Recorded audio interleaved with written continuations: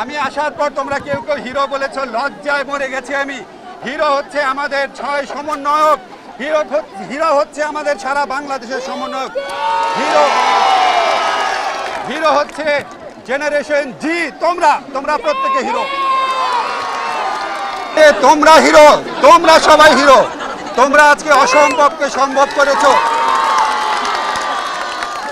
তোমাদেরকে 17-18 বছর যাবৎ ভোট দিতে দেয় না, তোমাদের সম্পদ বিদেশে পাচার করে।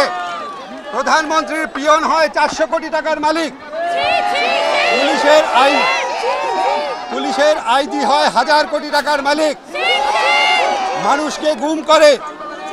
এত কিছুর পর তাদের রক্ত পিপাসা মিটে নাই।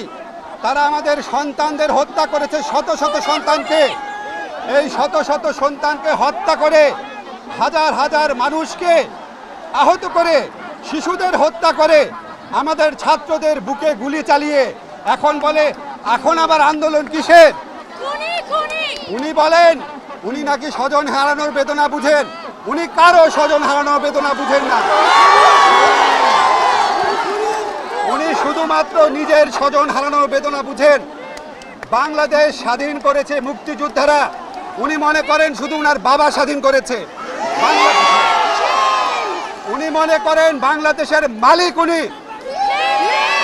উনি আমাদেরকে কথায় কথায় বলেন উনি নাকি আমাদের ভাত খাওয়ান, উনি নাকি আমাদের বিদ্যুৎ বন্ধ করে দিবেন।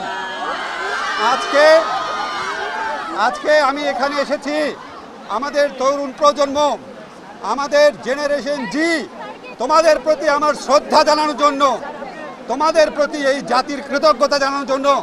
তোমরা বাংলাদেশের ইতিহাসে ব্রিটিশ আমল থেকে শুরু করে সবচেয়ে বড় স্বৈরশাসক, সবচেয়ে বড় হত্যাকারী শাসকের বিরুদ্ধে রুখে দাঁড়িয়েছ। তোমাদের জয় সুনিশ্চিত।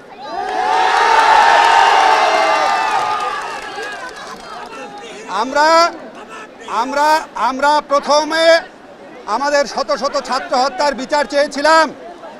আমরা আর কিছু চাই নাই। আমাদের সমন্বয়করা ছাত্র হত্যার বিচার চেয়েছিল, আর কিছু চাই নাই। এই বিচার করা হয় নাই, এই বিচার করা হবে না, কারণ খুনি নিজের বিচার নিজে করে না। কাজেই আজকে বাংলাদেশের ঘরে ঘরে আওয়াজ উঠেছে। আজকে লক্ষ লক্ষ মানুষ এখানে। আপনি অবিলম্বে পদত্যাগ করে তত্ত্বাবধায়ক সরকার ব্যবস্থা চালু করে বাংলাদেশের মানুষের প্রতিনিধিদের, বাংলাদেশের মানুষ বাংলাদেশের তাদের নিজেদের প্রতিনিধি নির্বাচন করতে পারে। এই দেশের তরুণরা তাদের ভোটাধিকার প্রয়োগ করতে পারে, তাদের জীবন এবং জীবিকা নিশ্চিত থাকতে পারে। এই জন্য তারা প্রচলিত পদ্ধতিতে তারা তাদের প্রতিনিধি নির্বাচিত করে সত্যিকারের নির্বাচন করে তারা এই দেশ পরিচালনায় অংশ নিবে।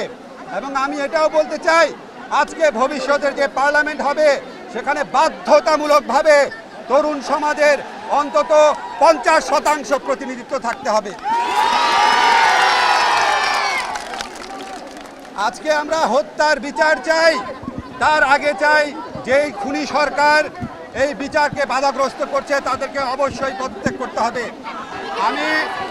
আমি আজকে মনে করি, আমি আসার পর তোমরা কেউ কেউ হিরো বলেছো, লজ্জায় মরে গেছি আমি। হিরো হচ্ছে আমাদের 6 সমন্বয়ক, হিরো হচ্ছে আমাদের সারা বাংলাদেশের সমন্বয়ক।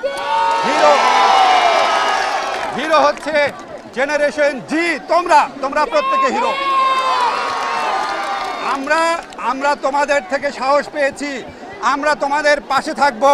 আমাদের যদি মৃত্যুও হয় আমরা তোমাদের পাশে থাকব, এই কথা দিয়ে গেলাম। ধন্যবাদ।